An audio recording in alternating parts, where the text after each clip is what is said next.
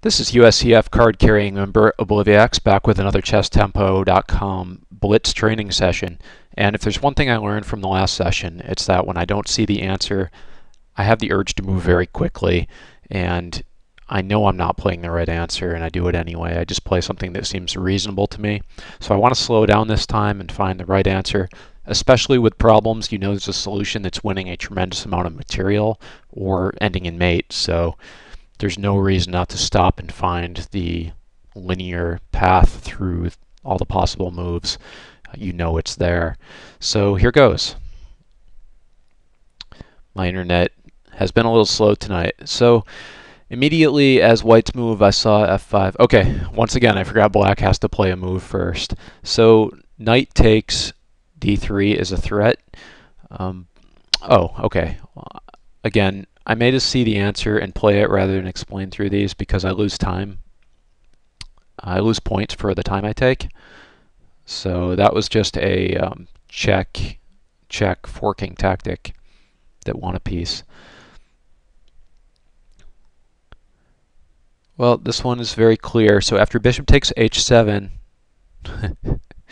okay, black had to move first. So I could take the rook, I could check first, then take the rook. Yeah, here we go. So we're going to put the king in the corner in order to back ranker him. So the idea is if rook takes bishop, I now have queen d8 check. Next problem. I will wait for black to move this time. Okay, look at that. So what do we have? We have rook check. If the queen takes it, then there's queen takes rook. We have queen check, followed by rook d8 with a mating tactic. I like that. We also have an immediate queen check on h4, but I don't see that doing anything other than repeat. Yeah, so the threat there was, with the rook covering the back rank, there was queen h4 mate. So black had to give up the queen for the rook.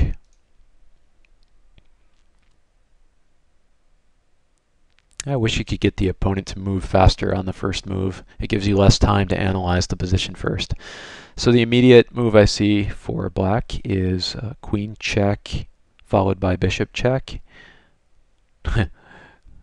I am looking at the wrong king. So what do we have here for real? This looks like a back ranker.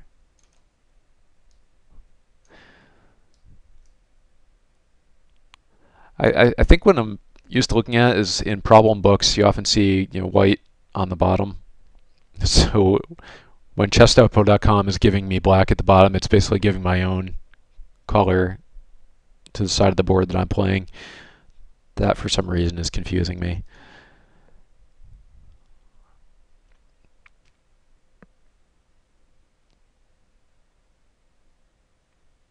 Okay, white's move.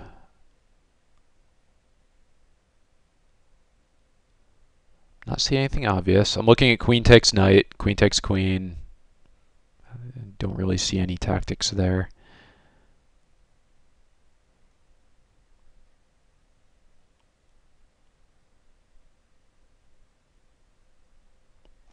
Okay, well I said I would take my time, so bear with me here.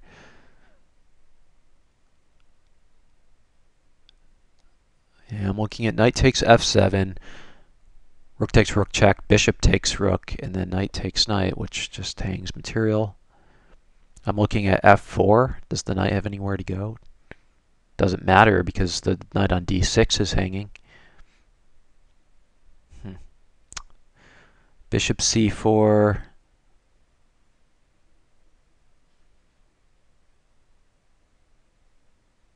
How about just queen d4?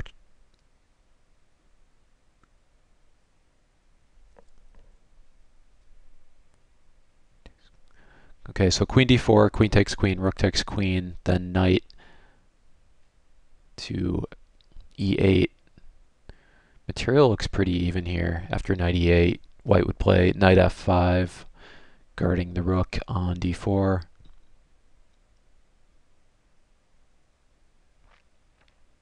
Still not seeing it. This one's going to cost me a lot. I mean, obviously, knight b7 isn't a fork because rook takes rook check gets out of that.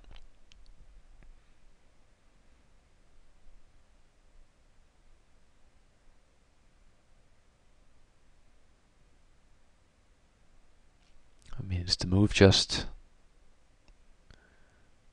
How about b4? Driving the queen away.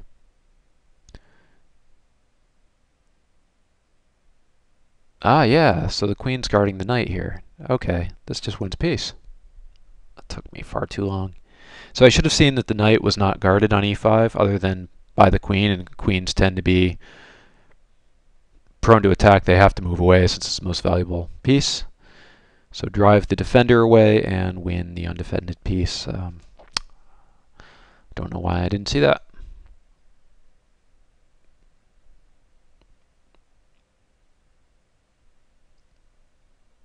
So black's down the exchange, but has a very, very strong pawn.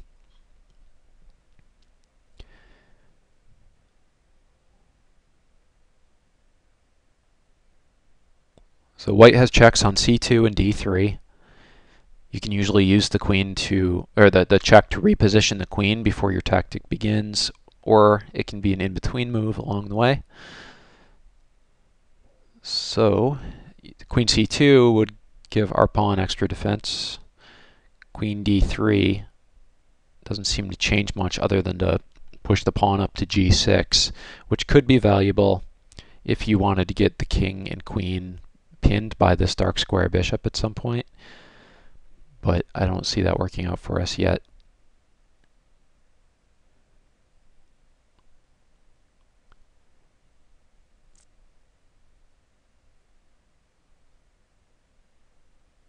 So yeah, I don't see the queen check doing anything quite yet because of g6. So looking at rook d8, which just threatens a rook. And he can't take back because we would promote. So rook d8, black has to play rook e to e8. Then we check on c2 and then we can promote. Yeah, okay. So that was the tactic. A little slower, but finding the right answers.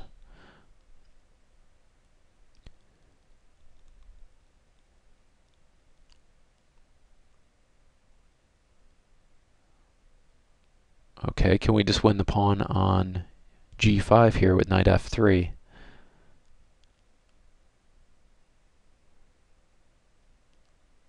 It's for something better than that. That's just the win of a pawn.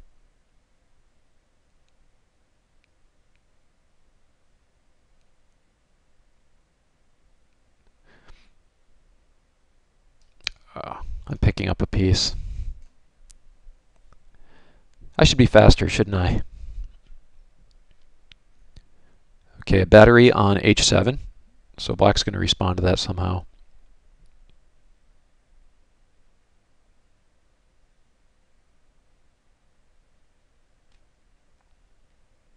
So I'm looking at various knight takes f7, knight takes e6 type tactics with a bishop h7 check first to get the king in the corner. Then knight taking on f7 has forking possibilities, but that rook is defending that. So more likely the forking possibilities will be on... here we go. Sorry, thinking one thing and saying another, so I just happened to see the tactic here. So both the knight and the bishop threaten queen h7 mate. They defend that square, so we have a desperado bishop move here, which again leaves me with both defending pieces on h7. So black defends this. What do we do? We could just fork and win the exchange and a pawn. Pretty good tactic there. Good theme to know. So what does... Oh man. This cannot be good for white. That king is just so penned in. So we have bishop takes knight for free. That would lose our queen, right?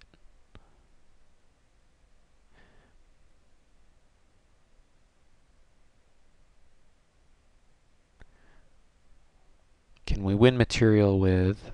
Oh, this is kind of cool. Okay, so we have bishops performing a mate. That's what happens when you have a smothered king.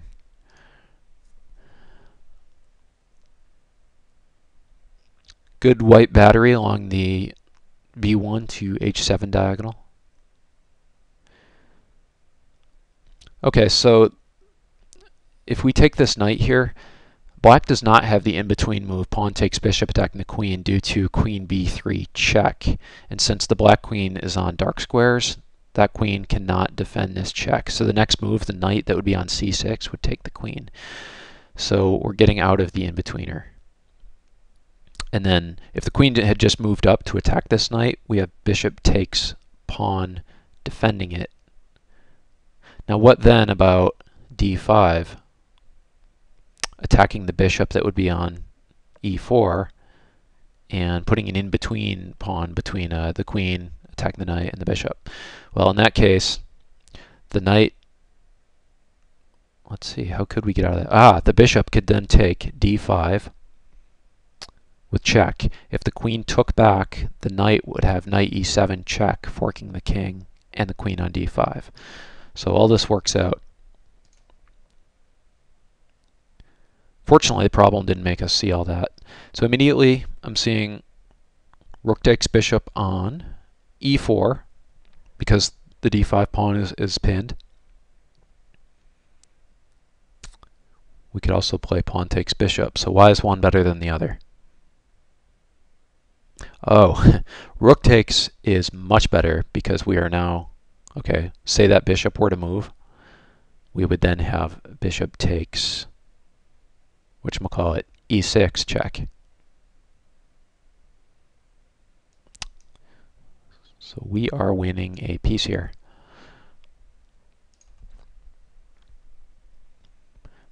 Okay, rating at 1823, by the way. It started at 1720-ish, so I guess I picked up about 100 points here. What next? We have the rook with a potentially lethal discovery.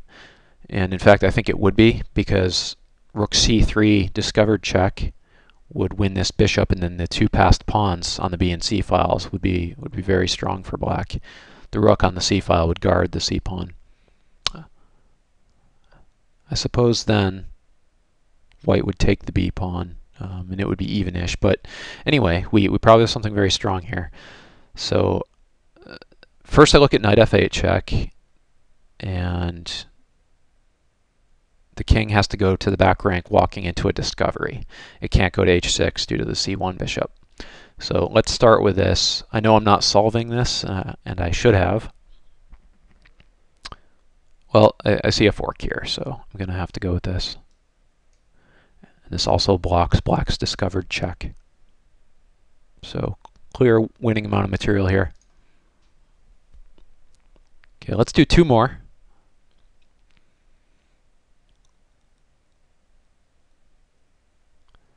Well, this one is obvious, so I'm just going to play it. 5 points for that problem.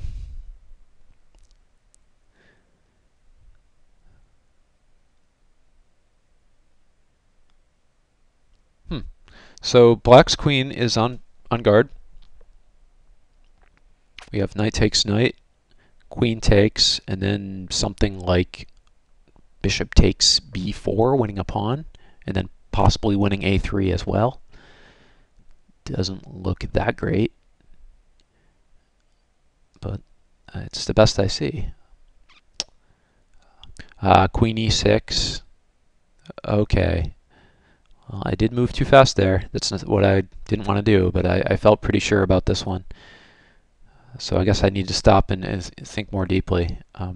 So queen e6, and then the only way to defend that knight, since the queen would be pinning the knight to the queen, would be to play knight at e to c3, and then we have simply c3 winning the knight due to the pin. Okay, so that was the last problem. Thank you.